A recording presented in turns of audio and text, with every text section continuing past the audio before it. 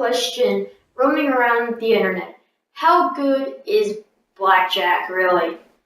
Well, if you look at the two abilities, Rogue and Gambler. Rogue, you get 5 kills, and then you get the weapon. The fifth kill, you'll steal that guy's specialist weapon. So let's say your fifth kill is a Seraph. Well, you'll take the Annihilator. And if you don't want the Annihilator, you keep getting kills until you get that player's weapon. So let's say there's a Seraph, War Machine, Overdrive, and Psychosis. Well, what you would do is you would kill the Seraph, that's your fifth kill, and you don't want it. So you're going to keep killing. Let's say the next kill you get is the Overdrive.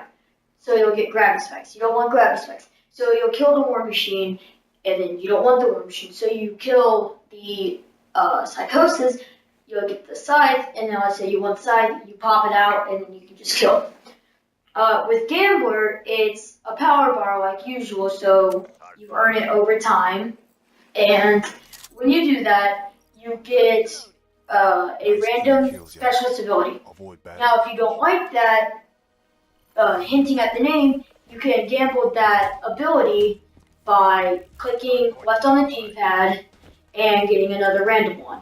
So, let's say you get Psychosis. You don't want Psychosis, so click left on the D-pad and you get Active Camo. You can't change Active Camo, so you'll have to be stuck with that. Now, next you have to look at is how many kills you get in a game.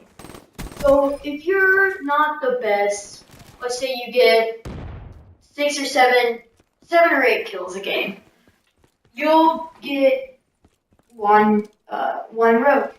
But let's say mediocrely, like I get an average of 20 kills a game, depending on what game mode. So I get on average 4 rogue abilities per use. So that's pretty good. That's 4 specialist abilities. But let's say you're going up against a team of just rippers. That's really not an advantage because the Ripper you earn quicker because you earn it over time. Rather with Rogue, you have to get a specific amount of kills. So if you look at it, you're more likely to get more kills with the Ripper than trying to get those 5 kills to get your Rogue. So next thing to look at is what game. So if you see right here, I'm playing Hardpoint, and I just grabbed that Annihilator. So now I have the choice of grabbing the Annihilator or maybe going for a Gravity Spike, because there's an Overdrive. So if I get that Gravity Spike, it might help me a little bit. So it's something like I just stole that Gravity Spike. So now I have a choice, Annihilator or Gravity Spike. Well, I'm just going to take the Gravity Spike because I'm playing Hardpoint, so they're going to be having to go to one area. But if you're playing something like Team Deathmatch, it's just a kill and win. So you probably won't want to use this during Team Deathmatch. You'll most likely want to use it for Hardpoint, Domination, maybe Safeguard. So once you do that, you then have to decide like how they're going to be playing. So if you're one of those players who can determine their strategy, gets a good KD, like 20 kills a game, then you'll most likely want to use this. But if you're a below average, 10 or 11 kills a game, just plays to kill, you're probably not going to want to use this because the Blackjack takes a lot of strategy. You got to know how they're playing, how they're going to be, using their abilities. So it kind of takes a little more strategy. But if you look at Gambler, it's more of a I'm gonna get kills and then I'm gonna use this. So those people who are below mediocre, you get 10 to 13 kills a game.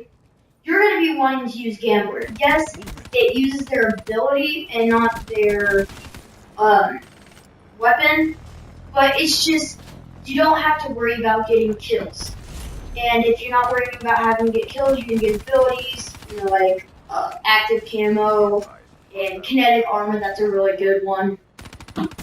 So it all goes down to how well you play in the game. So um, if you like to play, team deathmatch and kill confirm, you're gonna want rogue, along with hardpoint, um, safeguard, and domination. You're gonna want to use rogue. But if you're playing search and destroy, or even what's that game? Not domination, but demolition. You're gonna want to use gambler because you don't have to worry about getting kills. So you're gonna be racking up active camo and kinetic armor and overdrive. So you have more chances of getting kills in those game modes with the gambler. So it's just how well of a player you are, what game mode you're playing, and what you prefer. It all comes down to practicability.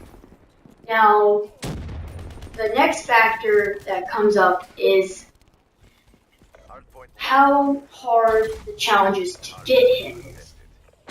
So let's say this week's is 50,000 points and win 15 objective games. My bad.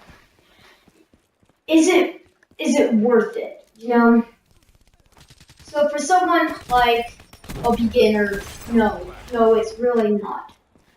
But if there's something like get 150 capture kills, that I can see for someone being able to get.